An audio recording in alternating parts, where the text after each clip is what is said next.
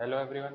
आज अपन अगला topic start करेंगे जो कि था मतलब टॉपिक कंटिन्यू करेंगे इलेक्ट्रिक फील्ड का जो चल रही है ना क्लास उसके अंदर आगे करेंगे। कल अपन ने क्या देखा था, चार्ज के द्वारा पॉइंट चार्ज के द्वारा जितनी भी इलेक्ट्रिक फील्ड थी अपन ने वो सब समझी कि कैसे पॉइंट चार्ज से इलेक्ट्रिक फील्ड किस डायरेक्शन में निकलती है, कैसे निकलती है।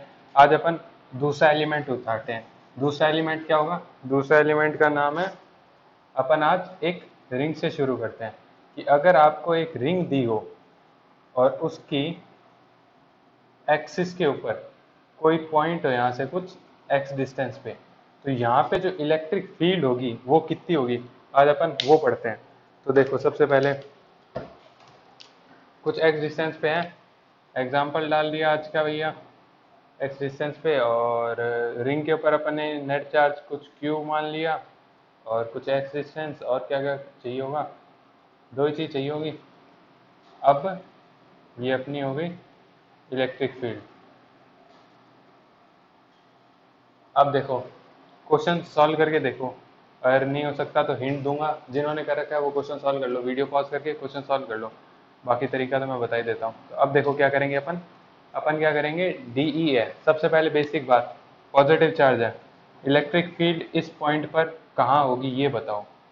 क्या इस तरफ होगी? अब मैं मान लेता हूँ कि मैंने एक छोटा सा सेगमेंट लिया है यहाँ पे, ठीक है, डी क्यू चार्ज है, तो इसे अपन ऐसे मान लेते हैं कि मैंने एक डी क्यू चार्ज मान लिया यहाँ पे, और ये जो मेरा डी क्यू चार्ज है, ये कुछ इसकी जो रेडियस है रिंग की, वो रेडियस कुछ आर मान ली, कैपिटल आर। तो ये कुछ आर डिस्टेंस है यहाँ, और ये मेरा एक्स डिस्टेंस है यहाँ से यहाँ, ठीक है। तो और ये मेरा वो पॉइंट है, जो पॉइंट मेरे को यहाँ पे ये चाहिए ना, इस पॉइंट पे इलेक्ट्रिक फील्ड कितना है, तो ये मेरा पॉइंट है। तो अब बताओ इलेक्ट्रिक फील्ड की डायरेक्शन क्या होगी। डी क्यू यहाँ पे है, छोटा डी क्यू चार्ज है, पर है क्या ये पॉजिटिव। तो इलेक्ट्रिक फील्ड इस पॉइंट पे निकालिए, दोनों को ज्वाइन कर दो। दोनों पॉइंट को तुम जब ज्वाइन करोगे ना, तब डी क्यू चार्ज है पॉजिटिव, पॉइंट चार्ज से पॉजिटिव से दूर जाती है इलेक्ट्रिक फील्ड, तो यहाँ से इलेक्ट्रिक फील्ड इस डायरेक्शन के अंदर निकली होगी। इतना समझ में आता है? डीई, ठीक है। और अब देखो ये डीई आ गया। अब अपने क्या करते हैं, रिंग है तो देखो रिंग के अंदर क्या होता है, ये पॉइंट है साइमल्टेनियसली, यहाँ पे भी एक पॉइंट है d Q charge, same D Q charge का, तो वो पॉइंट अपन ने नीचे प्लॉट कर दिया। तो यहाँ पे अपने नीचे आए, अपन ने माना भी नीचे भी एक डी क्यू चार्ज है, सेम डिस्टेंस आर, और ये एक्स, इसकी कैसे इलेक्ट्रिक फील्ड होगी इस डायरेक्शन के अंदर, ये कितनी होगी, डी टू मान ली भाई। पर डी टू कैसे होगी, ये भी डी क्यू ये भी डी क्यू, तो ये भी डी ही होगी इलेक्ट्रिक फील्ड। तो अब देखो इस इलेक्ट्रिक फील्ड को दो हिस्सों में तोड़ दो, तो एक मेरा हिस्सा हो गया ये वाई डायरेक्शन के अंदर, और एक मेरा हिस्सा हो गया एक्स डायरेक्शन के अंदर, दो हिस्सों के अंदर तोड़ दिया। ये कुछ एंगल अपन ने मान लिया थीटा, ये भी एंगल थीटा, ये थीटा एंगल है, तो ये इन दोनों के बीच का एंगल भी थीटा। तो ये अपना पार्ट जो होगा ये कितना होगा एक्स डायरेक्शन के अंदर, तो वो हो जाएगी डी ई कॉस थीटा, और जो वाई डायरेक्शन के अंदर है ये हो जाएगी D E into sine theta. समझ में आता है? डी कुछ छोटी सी इलेक्ट्रिक फील्ड है इस पॉइंट डी क्यू चार्ज की वजह से, और तो वो डी उस डायरेक्शन के अंदर है, उसको अपन ने दो कंपोनेंट में डाल लिया एक्स और वाई के अंदर। तो ऊपर डी साइन थीटा, नीचे डी कॉस थीटा। अब ये जो नीचे वाली डी थी इसको भी अपन ने एक्स और वाई के अलाउंग तोड़ दिया, तो नीचे की तरफ क्या आएगा, ये एंगल कितना है, ये एंगल ये बना रही है थीटा डिग्री एंगल, तो ये वाला एंगल यहाँ पे भी कितना हो गया थीटा डिग्री। तो ये वाली जो एक्स की तरफ है वो हो जाएगी डी ई कॉस थीटा, और जो नीचे की तरफ है वो डी ई साइन थीटा। अब देखो ये डी ई साइन थीटा, ये डी साइन थीटा, दोनों आपस में क्या है, एक दूसरे के अपोजिट में है, तो दोनों क्या करेंगे, नेट कैंसिल कर देंगे। तो जो ऐसे रिंग के मैं बहुत सारे ऐसे पॉइंट बनाऊंगा ना, जैसे ये पॉइंट बना लिया, ये एक पेयर बन गया, तो इसकी वजह से क्या हुआ, नेट इलेक्ट्रिक फील्ड ऊपर की डायरेक्शन में, दोनों ने एक दूसरे को कैंसिल कर दिया, तो ऊपर की डायरेक्शन में, वर्टिकल डायरेक्शन में कोई भी इलेक्ट्रिक फील्ड बचेगी नहीं। तो नेट इलेक्ट्रिक फील्ड कहाँ बची, सिर्फ नेट इलेक्ट्रिक फील्ड की डायरेक्शन ये बची, एक्स के along electric field, net electric field बची। तो ऐसा ही होगा जब मैं दो दो पेयर लूंगा ना, तो जैसे एक पेयर ये मैंने ले लिया, फिर मैंने यहाँ और इसके अपोजिट में यहाँ का पेयर ले लिया, ऐसे पेयर ले लिया, तो क्या होगा, जो वर्टिकल डायरेक्शन के अंदर जितनी भी इलेक्ट्रिक फील्ड होंगी वो आपस में कैंसिल हो जाएंगी, और जो नेट यहाँ पे इस डायरेक्शन के अंदर है ना इलेक्ट्रिक फील्ड, वही बचेगी। तो मेरा पहला काम क्या होगा कि मैं ये डी ई कॉस थीटा निकाल लेता हूँ, एक डायरेक्शन के अंदर डी कॉस थीटा निकाल लेता हूँ। ठीक है, इतना समझ आता है कि वर्टिकल के अंदर कोई इलेक्ट्रिक फील्ड नहीं बचेगी, जितनी भी इलेक्ट्रिक फील्ड बचेगी वो सिर्फ और सिर्फ हॉरिजॉन्टल के अंदर बचेगी। तो मैं क्या काम करता हूँ, मैं मान लेता हूँ कि एक एलिमेंट है अपना डी क्यू, यहाँ पे ये कुछ अपना आर डिस्टेंस हो गया। आर डिस्टेंस के बाद क्या होगा, ये देखो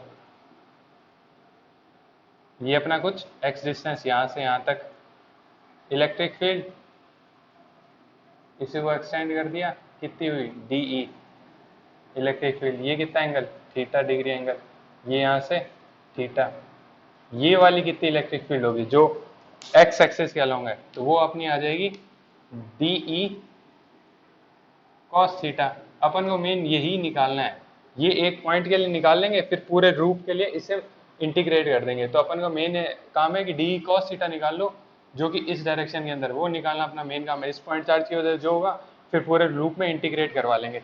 तो डी ई पहले, अब देखो डी ई कितना होगा, डी ई की वैल्यू क्या है, डी ई की वैल्यू है के क्यू, ई की वैल्यू क्या होती है, ई की वैल्यू होती है k q divided by r square. ठीक है, ये होती है, अब अपने यहाँ पे क्या है डी ई, छोटा सा डी ई, तो d E is equals to k तो के ही रहेगा, क्यू क्या है अपना डी क्यू, छोटा सा चार्ज है d q divided by r square. R क्या है, आर है ये वाली डिस्टेंस, इस पॉइंट और इसके बीच की डिस्टेंस कितनी है, ये वाला पॉइंट, ये क्या है, इसे अपन ने कुछ मान लिया जेड, जेड का स्क्वायर। ठीक है, इतना समझ में आता है, के डी ई जेड का स्क्वायर। अब अपन को क्या चाहिए, अपन को डी ई थोड़ी चाहिए, अपन को चाहिए डी ई कॉस थीटा। तो डी ई कॉस थीटा क्या होगा, d E cos theta is equals to k d q divided by z square into cos theta. अब कॉस थीटा क्या होता है, कॉस थीटा होता है एक्स, और ये वाला अपना क्या है जेड है, तो कॉस थीटा क्या हो गया एक्स ओवर जेड, तो ये हो गया इंटू एक्स ओवर जेड, यही तो है कॉस थीटा, कॉस थीटा यही है।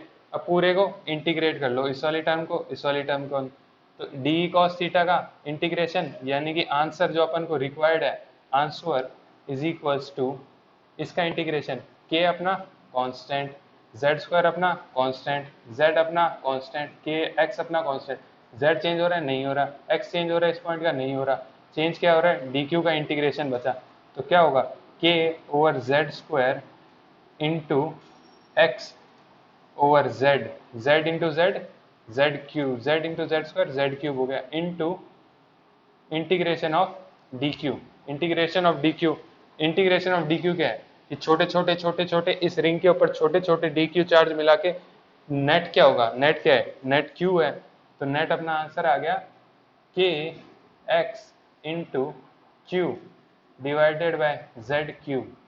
अब z की वैल्यू अगर किसी को लिखनी है तो z की वैल्यू है x square plus r square under root. समझ में आता है इतना, तो बस ये हो गया। रिंग से कितने भी क्वेश्चन होंगे वो सारे इस फॉर्मूला से हो जाएंगे, के जेड ई अपॉन जेड। रिंग से होने वाले क्वेश्चन, रिंग का कोई भी होगा, इलेक्ट्रिक फील्ड एक्सियल डायरेक्शन के अंदर यहाँ पे कुछ एक्स डिस्टेंस पे कितनी होगी उसका फॉर्मूला है, अभी प्रूव किया अपन ने, के x over Z cube into Q, Q जो है अब इसके ऊपर कितना चार्ज है ये देख लो।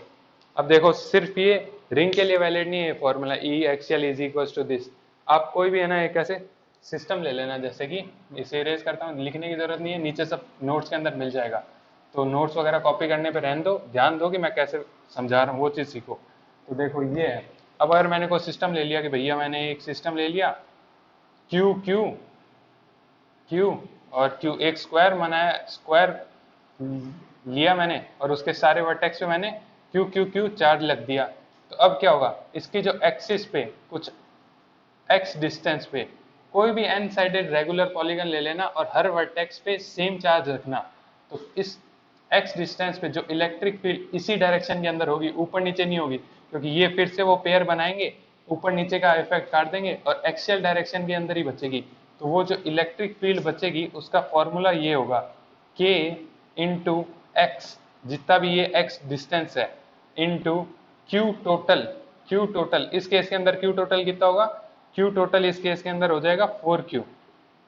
Q Q Q Q Q total, यहाँ पे भी क्यू टोटल ही लिया था, वो क्यू के बराबर था, इस केस के अंदर 4Q हो जाएगा। Q total over Z cube, और जेड की वैल्यू क्या है, जेड है ये, ओवर जेड क्यूब, जेड है इस पॉइंट से यहाँ की दूरी। तो अगर ये भी नहीं लिखना तो और अच्छा तरीका बताऊं, over r square plus x square, r square plus x square की पावर 3/2 जेड क्यूब। जेड समझ में आया, जेड क्या है, जेड है r square plus x square का अंडर रूट। तो जेड का क्यूब क्या हुआ, जेड का क्यूब हुआ r square plus x square की पावर 3/2। समझ आया ये 3/2 कैसे लिया। तो अब अपना आर क्या है, आर है ये पॉइंट की दूरी, कोई भी एक वर्टेक्स से लेके उसके सेंटर की दूरी जो भी होगी वो होती है आर। तो इससे कोई भी अगर सिमेट्रिक क्वेश्चन मिलते हैं तो सारे इससे हो जाएंगे कि एक्सिस पे कितना होगा, और इन वर्टिकल डायरेक्शन के अंदर अपनी इलेक्ट्रिक फील्ड 0 होगी, और एक्सिस के अंदर ई नेट जो भी होगी वो ये होगी। ठीक है, हो गया, अगला क्वेश्चन करते हैं।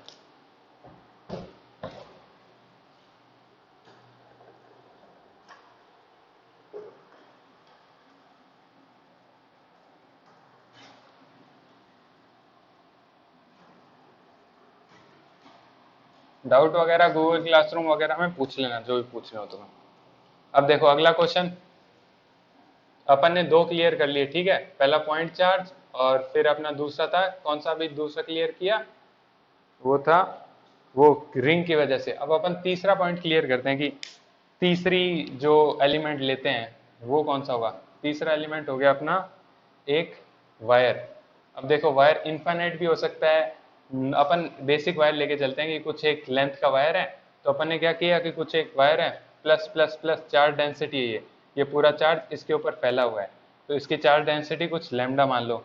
नोट्स के अंदर मैंने रो मान के रखी है, तुम यहाँ पे अपन लैम्डा से सॉल्व करके देखते हैं। ठीक है, तो लैम्डा कुछ चार्ज डेंसिटी है, लैम्डा इज इक्वल टू कितना चार्ज इस वायर के ऊपर है वो मान लिया अपन ने कुछ क्यू, और जो इसकी लेंथ है वो अपन ने मानी एल।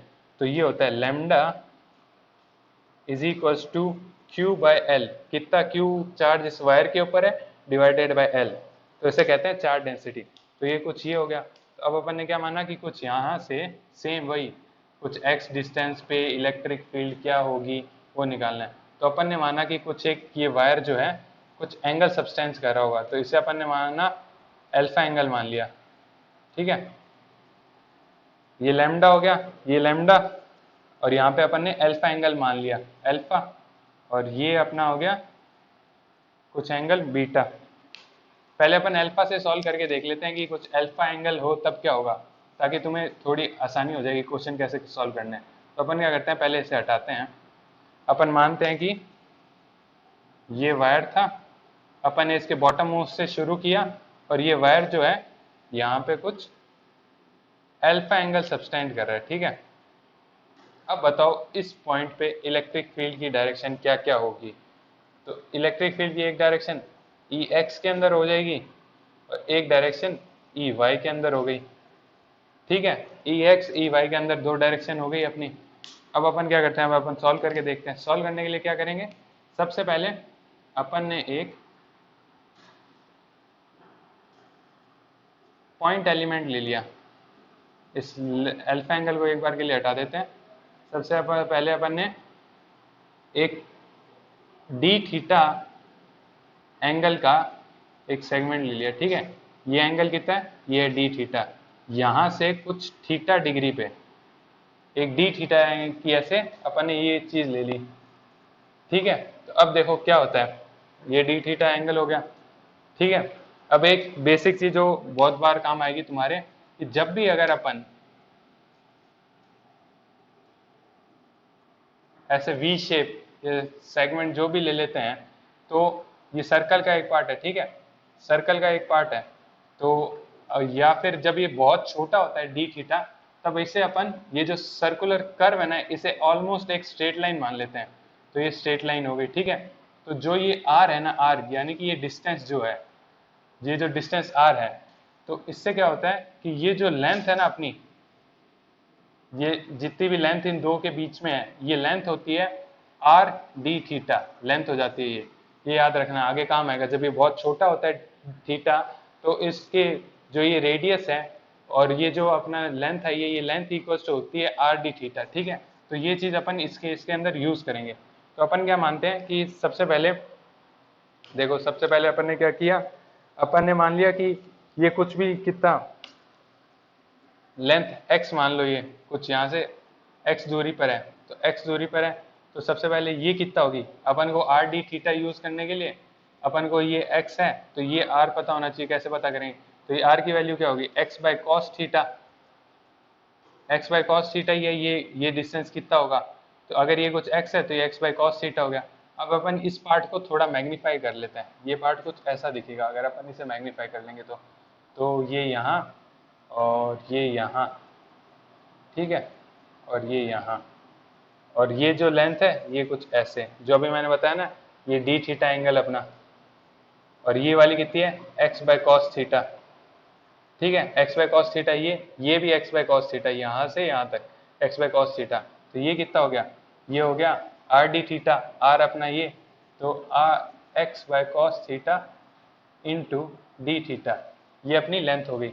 अब देखो एक और चीज दिखाता हूँ, ये हो गया एंगल थीटा, और ये थीटा हो गया, ये यहाँ पे कितना हो गया, ये 90 डिग्री हो गया, ये अपना यहाँ से कुछ थीटा एंगल सब्सटेंड कर रहा था, तो देखो इसे मैंने एक्सटेंड किया, ठीक है, ये वाली चीज को मैंने एक्सटेंड किया, तो मुझे ये वाला एक ट्रायंगल मिल गया, अंदर वाला ट्रायंगल, वही ट्रायंगल, ये वाला ट्रायंगल मिल गया, नीचे वाला ट्रायंगल, तो ये कितना है, ये ऑलमोस्ट थीटा एंगल है, तो ये कितना हो गया, ये 90 माइनस थीटा हो गया इस ट्रायंगल के अंदर। ये डी थीटा को अपन ने कंसीडर नहीं किया, ये पूरे थीटा एंगल है, तो ये कितना हो गया 90 माइनस थीटा, और ये कितना है, ये है 90, तभी तो ये 90 माइनस थीटा, ये 90 माइनस थीटा, और ये है 90, तो ये कितना हो गया, थीटा हो गया। ये अब इतना एंगल क्यों किया, ताकि अपन को बेसिकली ये लेंथ मिल जाए। ये लेंथ अपन को क्यों जाननी है अभी बताता हूँ। ये लेंथ अपन को मिल गई, तो अब देखो ये लेंथ अपन कैसे निकालेंगे, फिर से अपन लगाएंगे, ये इसकी हाइपोटेन्यूस है और ये बेस है और ये हाइट है, तो ये हाइपोटेन्यूस कितनी हो जाएगी, जितना ये कुछ है z अगर अपन ने माना, तो ये क्या है z बाय कॉस थीटा, ठीक है, तो z बाय कॉस थीटा, तो यानी कि अपनी ये वैल्यू कितनी आई, इस वैल्यू को अपन लिखेंगे तो वो हो जाएगा z अपनी वैल्यू क्या है x cos theta into d theta, ये अपनी x, ये z की वैल्यू है, और ये क्या है z बाय कॉस थीटा, यानी कि divided by cos theta into cos theta cos square theta, ठीक है, ये हो गया कॉस स्क्वायर थीटा। अब देखो अपन क्या करते हैं, ये हो गया। अब भैया मेरे को ये लेंथ, ये जो लेंथ है ना मेरी इतनी सी, ये लेंथ आ गई है मेरे पास, ये है x by cos square theta into d theta.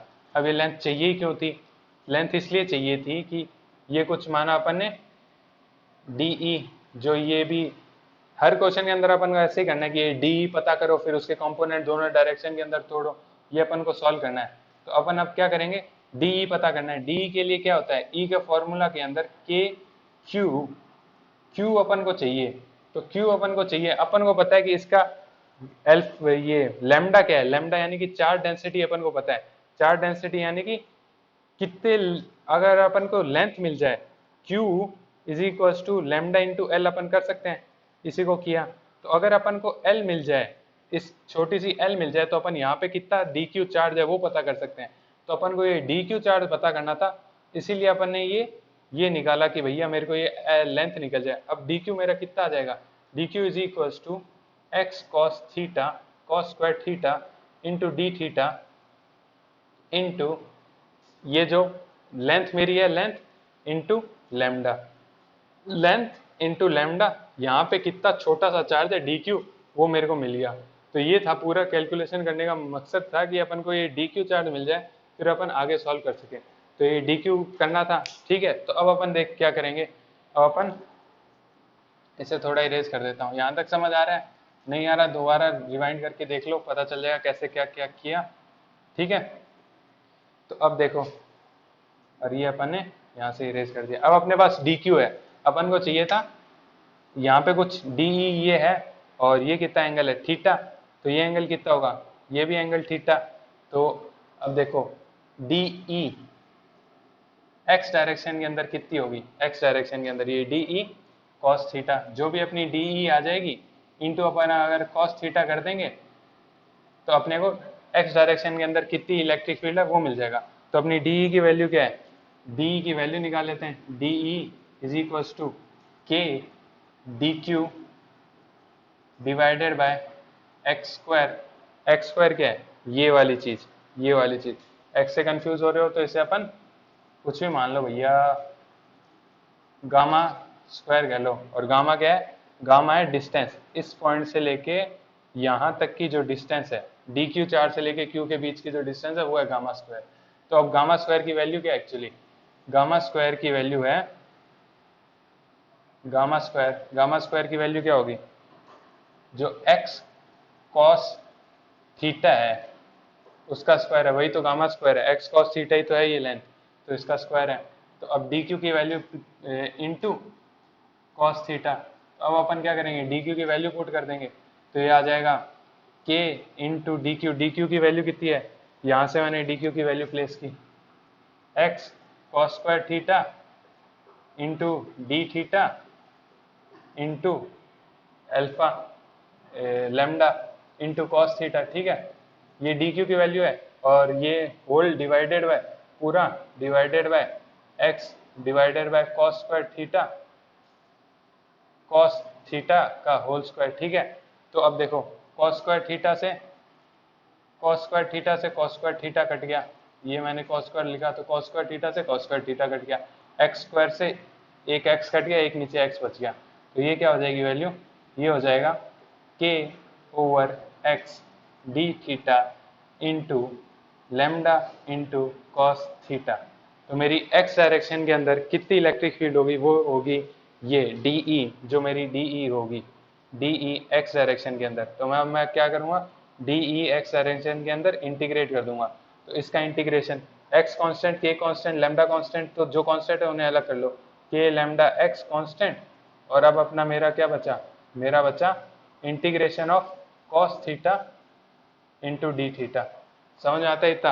अब इंटीग्रेशन कहाँ से कहाँ तक होगा, मेरा थीटा की value initial value 0, final value कुछ अल्फा, तो ये 0 से कुछ अल्फा वैल्यू। तो अब अगर मैं इंटीग्रेशन करूंगा रिजल्ट मेरा कितना आ जाएगा, कॉस थीटा का इंटीग्रेशन और इसी इक्वल्स टू ये आ गया, ठीक है। इंटीग्रेट कर लेना, आंसर आ जाएगा। तो आंसर अगर लिखना ही है तो ये लिख लो, के इंटू, इसका इंटीग्रेशन कर दिया अपन ने, के into lambda into x into cos का इंटीग्रेशन साइन थीटा, तो कॉस का होता है इंटीग्रेशन साइन, और ठीक है। तो ये हो जाएगा कॉस का हो गया इंटीग्रेशन साइन थीटा, और वैल्यू अपन ने रख दी 0 से अल्फा। तो ये अपना हो गया डी एक्स डायरेक्शन के अंदर कितनी होगी वो पता चल जाएगी, ठीक है। तो अब देख लो, तो इसे मैं लिख सकता हूँ के lambda x into sine alpha. समझ में आया, साइन अल्फा अल्फा माइनस 0 की वैल्यू 0। तो के, अब इससे देखो, अब ये इतना समझ में आ गया। अब आगे करते हैं, आगे देखो अपन क्या करेंगे, इसी को यूज करके अब वायर को अपन एक्सटेंड करके देखते हैं कि दोनों तरफ अगर वायर होता तो। अभी तो अपन ने सिर्फ माना कि वायर सिर्फ एक ही लेंथ ऊपर की तरफ है, अब अगर वायर दोनों तरफ का होता तब कैसा आंसर आता वो देखते हैं। तो देखो इसे मैं ऊपर लिख देता हूँ,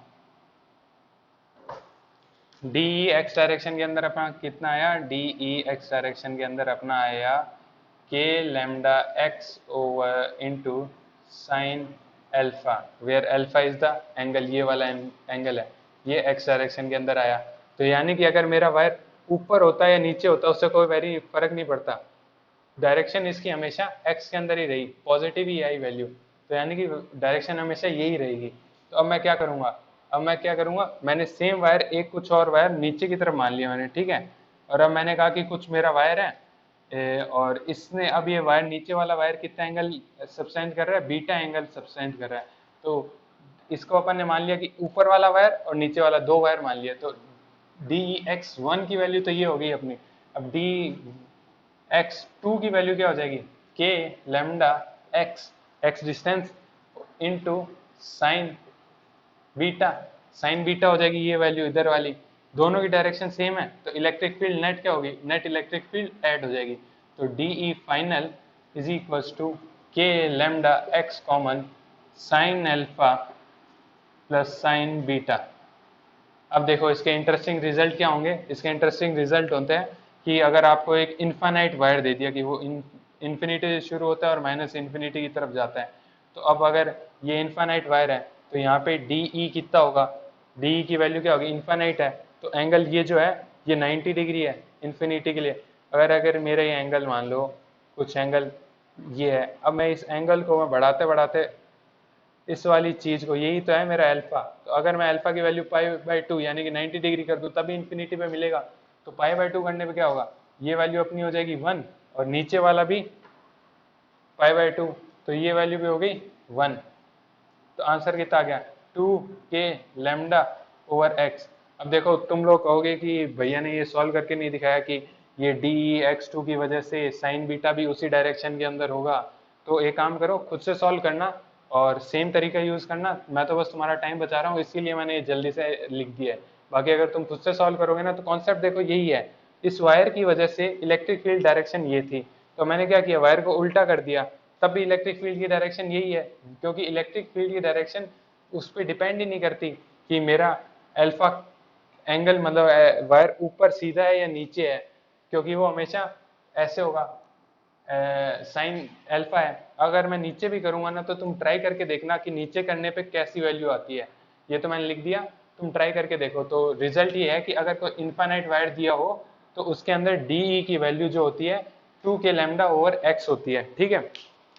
अब अगर अपन दूसरा काम करते हैं, अब देखो अब अपन दूसरा केस करते हैं जिसके अंदर अपन ने माना कि कुछ वायर था अपना, ठीक है, वायर कुछ ये दिया हुआ है और ये अपना एंगल दिया हुआ है अल्फा, और डी ई का समझ गया ना कि डी ई के अंदर अपनी कितनी आएगी इलेक्ट्रिक फील्ड, वो अपन को क्लियर हो गया क्योंकि अपन ने क्या कहा कुछ डी ई निकाला और उसका कॉस थीटा करके cos theta D E cos theta का इंटीग्रेशन कर दिया, वहां से अपने को डी एक्स डायरेक्शन के अंदर आ गई। और अपन ने सेम उसी चीज के लिए अपन ने कहा कि भाई नीचे की तरफ कितना होगा डी वाई, वो हो जाएगा डी ई साइन थीटा का इंटीग्रेशन, डी ये हो गया तो net electric field Y direction के अंदर कितनी हो जाएगी, net electric field Y direction के अंदर अपनी हो जाएगी integration of d E sine theta, ये अपन ने कर दिया तो आ जाएगी।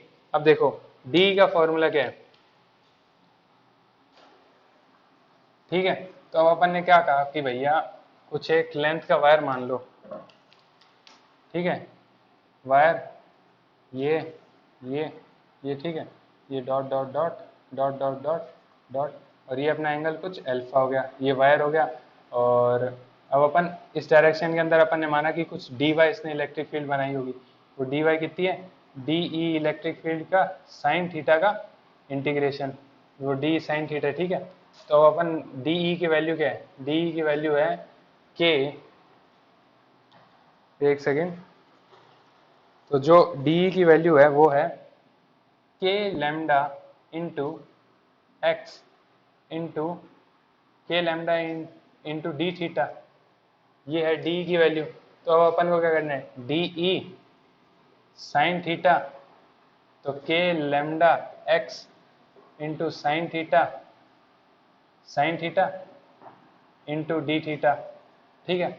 इसका इंटीग्रेशन देखो, इंटीग्रेशन के अंदर ये चीज देखो, ये के लैम्डा एक्स ये कांस्टेंट है, साइन थीटा और डी थीटा ये डी थीटा का इंटीग्रेशन है, तो साइन थीटा इस पर डिपेंडेंट है, तो इंटीग्रेशन यहाँ से हुआ और ये चीज कांस्टेंट ये बाहर आ गई, तो ये हो गया के एक्स, ठीक है, साइन थीटा का इंटीग्रेशन माइनस कॉस थीटा, तो माइनस कॉस थीटा, ठीक है। वैल्यू कहाँ से कहाँ तक, वैल्यू आएगी ये वाला एंगल शुरू कहाँ से हुआ, जीरो से, और ये वाली दूसरी जो है अपनी सबस्टेंट कितना एंगल कर रहा है, अल्फा कर रहा है, तो इस जीरो से शुरू हुआ अल्फा को सबस्टेंड कर रहा है, तो जीरो से शुरू हुआ अल्फा को सबस्टेंड कर रहा है, वैल्यू कितनी आई के lambda x into minus cos alpha minus minus plus 1, ठीक है। अपन ने माने डी वाई की डायरेक्शन नीचे है, और cos alpha minus cos alpha plus 1, ये वैल्यू क्या है हमेशा, या तो ये पॉजिटिव है या जीरो है। तो यानी कि ये वैल्यू जो डायरेक्शन अपन ने मानी थी डी की वही है। अगर यहाँ पे कुछ नेगेटिव टर्न आउट हो जाता तो इसका मतलब डी की डायरेक्शन ऊपर होती। तो इससे क्या समझने को मिलता है कि अगर कुछ एक वायर दिया हुआ है, उसका चार्ज डेंसिटी अपन को दी हुई है लेमडा, तो वो वायर की द्वारा एक्स डायरेक्शन के वाई डायरेक्शन के अंदर कितनी इलेक्ट्रिक फील्ड प्रोड्यूस होगी, वो डी वाई जो प्रोड्यूस होगी वो होगी ये, ठीक है। और उसकी डायरेक्शन क्या होगी, जैसे वायर यहाँ है तो इसकी डायरेक्शन यहाँ है। एक्स वाले केस के अंदर क्या था, एक्सिस के एक्स डायरेक्शन के अंदर ये वायर यहाँ है तो इलेक्ट्रिक फील्ड यहाँ है, और नीचे की तरफ से अगर अपन करते थे तब भी इलेक्ट्रिक फील्ड यहाँ। वो तुम ट्राई करके देखो कि क्या नीचे करने पे भी यही होती है क्या, तो वो आंसर तो है हाँ, तुम ट्राई करके देख लेना, होमवर्क है तुम्हारे लिए, ठीक है। तो अब इस केस के अंदर अपना ये हुआ इलेक्ट्रिक फील्ड। तो अब मैंने क्या कहा कि भाई सेम वायर को एक्सटेंड कर दो, वायर को एक्सटेंड कर दिया कुछ यहाँ, और ये कुछ नया एंगल बनाने लग गया बीटा एंगल। अब बताओ कि भैया नेट इलेक्ट्रिक फील्ड क्या होगी, तो ये जो बीटा वाला नया वायर है इसकी इलेक्ट्रिक फील्ड ऊपर होगी। तो अब देखो एक दूसरे को ये इलेक्ट्रिक फील्ड कैंसिल करेगी, तो अब अपन वो देखते हैं। तो इसे अपन ने कुछ मान लिया डी वाई वन, इसे अपन ने कुछ मान लिया d y two. D y one की वैल्यू तो ये अपने पास है, डी वाई टू की वैल्यू क्या हो जाएगी, सेम इसी के अंदर बीटा की वैल्यू पुट कर दो, के lambda x into minus cos beta plus 1, ठीक है। और अब मैंने क्या किया, इन दोनों का सब्सट्रैक्ट कर दिया तो रिजल्टेंट निकालने के लिए। तो डी वाई वाई डायरेक्शन के अंदर नेट इलेक्ट्रिक फील्ड कितनी होगी, डी ई, ठीक है, ये ई इलेक्ट्रिक फील्ड वाई डायरेक्शन के अंदर। इतना समझ में आता है ना, डी वाई मत समझ लेना, d electric field Y direction के अंदर, d electric field Y direction के अंदर, ठीक है। तो ये d Y net direction, net कितनी होगी Y electric field Y direction के अंदर इलेक्ट्रिक फील्ड नेट क्या होगी, तो इन दोनों का सब्सट्रैक्शन, क्योंकि एक ऊपर एक नीचे है, अपन ने ऊपर वाली साइड को पॉजिटिव माना तो अपन को इसको एज इट इज लिखा, इसको सब्सट्रैक्ट कर देंगे तो वो हो जाएगा के lambda x into cos alpha plus 1 और माइनस के lambda x into cos beta plus 1, ठीक है। समझ में आता है, ये माइनस कर दिया मैंने, ये वाली इसमें से इसको माइनस कर दिया, तो ये। तो अब देखो मैंने के लैम्डा को कॉमन ले लिया, तो के लैम्डा को कॉमन लेने के बाद क्या होगा, ये मैंने के लैम्डा कॉमन ले लिया और माइनस से अंदर की तरफ मल्टीप्लाई कर दिया, ये माइनस तो ये प्लस, और ये मेरा क्या हो गया, ये हो गया माइनस, ठीक है। तो ये प्लस और ये माइनस और ये ब्रैकेट ओपन, और ये इसे मैं थोड़ा पास में लिख देता हूँ, प्लस कॉस बीटा माइनस 1, ठीक है। के लैम्डा को कॉमन ले लिया, और अब ये क्या है, प्लस 1 माइनस 1 कैंसिल, आंसर आ गया cos beta cos alpha minus cos beta. अब इससे क्या होता है, अब देखो अगर मेरा अल्फा और बीटा की वैल्यू सेम है, तो मान लिया कि अगर मेरी अल्फा और बीटा की वैल्यू सेम है, ठीक है, ये जो थीटा एंगल है कुछ ये भी थीटा एंगल है, तब रिजल्ट क्या आएगा, अब रिजल्ट्स बता रहा हूँ इससे क्या क्या रिजल्ट निकलेंगे। तब अगर अल्फा बीटा की वैल्यू सेम है, तब अपना जो इलेक्ट्रिक फील्ड वाई डायरेक्शन के अंदर नेट होगा ना, वो नेट इलेक्ट्रिक फील्ड कितना हो जाएगा, cos minus cos theta plus cos theta, ये कितना हो गया, ये चीज होगी जीरो, तो नेट इलेक्ट्रिक फील्ड जीरो। अगर दोनों सेम है तो electric field net zero. Infinite wire के इसके अंदर क्या होगा, दोनों की अल्फा और बीटा की वैल्यू क्या हो जाएगी, पाई बाई टू, तो उस केस के अंदर भी जीरो। तो अगर एक इनफाइनाइट वायर होता है तब इलेक्ट्रिक फील्ड वाई डायरेक्शन के अंदर तो अपनी जीरो हो गई, और एक्स डायरेक्शन के अंदर d electric field x direction के अंदर अपनी कितनी हो जाती है, 2k x over 2k lambda over x, x या फिर ये जो डिस्टेंस है, ठीक है। तो ये समझिए इनफाइनाइट वायर के अंदर क्या होगा, इलेक्ट्रिक फील्ड वाई डायरेक्शन के अंदर जीरो और एक्स डायरेक्शन के अंदर इलेक्ट्रिक फील्ड ये हो जाएगी, ठीक है। अगला क्वेश्चन करते हैं। समझ में आ रहा है ना, नहीं आ रहा तो रिवाइंड कर करके देख लो, तुम्हारा टाइम बच जाए इसलिए मैं जल्दी जल्दी चीजें कराता हूँ। और आगे अगला क्वेश्चन करते हैं।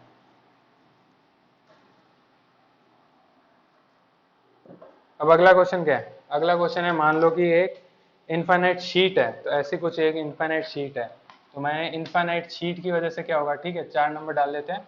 तो ये एक इनफाइनाइट शीट है, इनफाइनाइट का मतलब ये नहीं है कि इनफाइनाइटली लॉन्ग ऐसे है और इनफाइनाइटली लॉन्ग ऐसे है। मैंने कह दिया कि भाई ये इनफाइनाइटली इस डायरेक्शन में इनफाइनाइट है, इस डायरेक्शन में माइनस इन्फिनिटी हो जा रही है, और यहाँ पे भी इन्फाइनाइट से माइनस इन्फिनिटी टू इन्फिनिटी जा रही है, तो इसका मतलब नहीं है इन्फिनिटी है। जो ये जो पॉइंट है ना अपना, ये पॉइंट कितना 10 से 1 सेंटीमीटर के आसपास है, यहाँ से कुछ शीट से कुछ 10 1 सेंटीमीटर के आसपास है। तब अपन ने माना कि भैया ये जो 10 1 सेंटीमीटर के आसपास है, तो उसके लिए मेरा 10 मीटर भी इनफाइनाइट ही है। 10 मीटर हो गया, और 10 मीटर की मैंने चलो ये मान ली, तो ये 10 मीटर भी मेरे लिए इनफाइनाइट ही है। अब जैसे ये देखो, ये मेरा वायर है, ये मेरी शीट है, तो मैंने शीट के जस्ट पास में यहाँ पे, इसके जस्ट पास में यहाँ पे एक पॉइंट है, तो उसको तो यही लगेगा ना कि भैया ये इनफाइनाइटली लंबी है, और नीचे भी इनफाइनाइटली और चौड़ाई भी इनफाइनाइटली है। जबकि अपन ने माना कि ये जो शीट है इसकी लेंथ कुछ एल है, ठीक है, एल लेंथ है, मोटाई। अब अपन को देखो क्वेश्चन कैसे करना है, क्वेश्चन कह क्या रहा है, करना क्या है वो समझते हैं। ये एक इनफाइनाइटली शीट है, इसके ऊपर कुछ चार्ज डेंसिटी इसकी अपन को बता रखी है कि इसकी चार्ज डेंसिटी कुछ, ये मान लो चार्ज डेंसिटी का मतलब चार्ज शीट एसेंस तो पर यूनिट एरिया, शीट की चार्ज डेंसिटी है चार्ज पर यूनिट एरिया, यानी कि इसका पूरा एरिया जितना ये चार्ज इसके ऊपर है वो होता है इसका रो। तो अब देखो अपने सवाल क्या है, सवाल कह रहा है कि कुछ ये इनफाइनाइट शीट है, यहाँ से कुछ एक एक्स डिस्टेंस, ये एक्स डिस्टेंस है, इस मार्कर की लेंथ कुछ एक्स डिस्टेंस मान ली, यहाँ पे एक पॉइंट है। अब इसके ऊपर इलेक्ट्रिक फील्ड कैसी होगी ये बताओ। तो ये पता कर रहे हैं अपन कि ये शीट के लिए कुछ एक्स डिस्टेंस पे यहाँ पे इलेक्ट्रिक फील्ड कैसी होगी।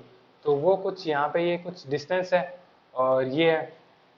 अब देखो जब भी क्वेश्चन आता है ना, फॉर्मूला वही है अपना, कोई भी इलेक्ट्रिक फील्ड पता करनी है तो फॉर्मूला वही है, फॉर्मूला है d E is equals to k d q over r square. तो मेन काम होता है अपना भैया डी क्यू को पता करना, के तो कांस्टेंट है, आर अपन को पता होता है, डी क्यू पता करना होता है हर एलिमेंट के लिए। जब भी कोई नया क्वेश्चन कर रहे हो तो डी क्यू पता कर लो, और उससे अपन इलेक्ट्रिक फील्ड पता निकाल सकते हैं। तो अपन ने क्या माना कि भैया कुछ एक अपन यहाँ से वाई डिस्टेंस नीचे है, और एक ये डी वाई लेंथ का एक स्ट्रिप मान ली अपन ने, कुछ स्ट्रिप मान ली। तो अब इस स्ट्रिप के ऊपर देखो कैसे स्ट्रिप मानी, ये मेरी कुछ शीट है, ये मेरा पॉइंट है, सेंटर पॉइंट एक्सिस से पास होने वाला, यहाँ पे कहीं पे पास कर रही है, ठीक है, ऐसे, ठीक है। यहाँ से कुछ में वाई डिस्टेंस नीचे है, यहाँ से कुछ वाई डिस्टेंस नीचे है, और यहाँ पे मैंने एक स्ट्रिप मान ली पतली सी, तो यहाँ से कुछ वाई डिस्टेंस नीचे, तो ये कुछ वाई डिस्टेंस नीचे, डी वाई मोटाई का, तो यहाँ पे डी वाई मोटाई का पतली सी स्ट्रिप, और ये मेरे सेंटर से यहाँ पे मेरा एक्स पॉइंट है। तो अब देखो क्या करना है, समझ में आ रहा है इतना। अपन को चार्ज डेंसिटी पता है, डी क्यू पता करना है, डी क्यू पता करना है, तो इस स्ट्रिप के ऊपर कितना चार्ज है ये पता करना है। तो देखो चार्ज डेंसिटी पता है, तो रो अगर इनटू एरिया कर दूं मैं, तो मेरे को चार्ज मिल जाएगा, कितना चार्ज है उस जगह पे, ठीक है। तो अब मेरे को क्या करना है, देखो रो इंटू एरिया, एरिया इस स्ट्रिप का एरिया कितना होगा, ये कुछ लेंथ है वाई, मतलब कुछ लेंथ है एल, और ये है डी वाई, तो एरिया कितना हो गया एल इंटू डी वाई, ये मेरा एरिया हो गया, L into d Y area, area into rho कर दिया, तो मेरे को छोटा चार्ज डी क्यू मिल गया। समझ में आ गई बात। इस क्वेश्चन का मेन काम है तुम्हें एलिमेंट से मुहैया कराना कि कैसे एलिमेंट क्या लेने होते हैं। अगर कोई अलग क्वेश्चन आ जाए पेपर के अंदर तो उसके अंदर एलिमेंट कैसे लेने, कैसे निकालते हैं, अप्रोच क्या है, क्वेश्चन को सॉल्व करना अपना मेन ऑब्जेक्टिव नहीं है इस क्वेश्चन के लिए। तो अपन के डी क्यू पता करना था भैया, डी क्यू अपन ने पता कर लिया, तो ये हो गया, अब अपन को डी क्यू पता चल गया। पर इस डी क्यू का अपन करें ऐसा एलिमेंट तो अपन ने कहीं देखा ही नहीं है, तो अपन दिमाग लगाते हैं कि कुछ ऐसा इसके सिमिलर कुछ देखा है क्या। तो पिछले केस के अंदर अपन ने क्या किया था, अपन ने एक वायर माना था इन्फाइनाइटली लॉन्ग वायर, तो ये भी एक तरह से इन्फाइनाइटली लॉन्ग वायर है, क्योंकि ये चौड़ाई इन्फाइनाइटली लॉन्ग है और ये डी वाई बहुत ही पतला है, तो ये वायर जैसा है, तो इन्फाइनाइटली लॉन्ग वायर। तो इन्फाइनाइटली लॉन्ग वायर की अगर कुछ एक्स डिस्टेंस पे कोई अगर अपना पॉइंट हो, तो अपन उसके लिए इलेक्ट्रिक फील्ड निकाल सकते हैं, उसका फॉर्मूला अपन को आता है भैया, अभी पीछे सीखा, ठीक है। तो इलेक्ट्रिक फील्ड निकाल सकते हैं। तो इस केस के अंदर भी अपन ने क्या कहा, इसके लिए लेंथ क्या होगी, ये लेंथ होगी, ठीक है। तो यहाँ से कुछ ऐसे इलेक्ट्रिक फील्ड जारी होगी। तो देखो अपना मेन काम था कि ये अपन ने कर लिया। अब अपन को उसके लिए अपन को क्या चाहिए होता है, लैम्डा चाहिए होता है। वो क्या होता है, इन्फाइनाइटली लॉन्ग वायर के एक्स डिस्टेंस के लिए इलेक्ट्रिक फील्ड होती है के lambda over x into, infinitely long wire है तो 2 के लैम्डा ओवर एक्स, वहां पे होता है लैम्डा, अपने को दिया हुआ है लैम्डा, अपने पास है नहीं। तो अब अपन डी क्यू से लैम्डा कैसे निकालेंगे, लैम्डा की वैल्यू थी डी क्यू ओवर लेंथ, जो वायर की लेंथ थी, ओवर टोटल चार्ज। लैम्डा की वैल्यू थी total charge over total length. इस केस के अंदर अपने पास इस वायर के ऊपर कितना चार्ज है वो है डी क्यू, वो अपने पास है। तो अगर अपन इसको डिवाइड बाय लेंथ कर दें तो अपने को आंसर मिल जाएगा लैम्डा का। तो आंसर अपना क्या आएगा, अपना आंसर आ जाएगा भैया L into d Y into rho over L. L से एल कट गया, अपना लैम्डा की वैल्यू आ गई रो डी वाई। ये हो गया भैया यहाँ पे क्वेश्चन खत्म। अब देखो क्वेश्चन खत्म नहीं हुआ, सॉल्व और करना है, लेकिन मेरा मेन काम था कि तुम्हें एलिमेंट से बता दो कि कैसे एलिमेंट अपन ने नया एलिमेंट लिया, उसके सिमिलर उसका चार्ज कैसे निकाला, कैसे क्या किया। तो ये अपन को सीखना था। बाकी जो भी है इसका सॉल्यूशन नीचे नोट्स के अंदर तुम्हें मिल जाएगा, पूरा पढ़ लेना। और जो इसका रिजल्ट है एंड रिजल्ट, वो अपन वो लिख लेते हैं। तो एंड रिजल्ट इसका ये होता है कि अगर कोई भी इन्फाइनाइटली लॉन्ग शीट है, इन्फाइनाइटली लॉन्ग शीट है, ठीक है, तो उससे कुछ x डिस्टेंस पे जो इलेक्ट्रिक फील्ड होगी, electric field is equals to होती है sigma sigma upon epsilon naught होती है शायद, देखने दो एक बार।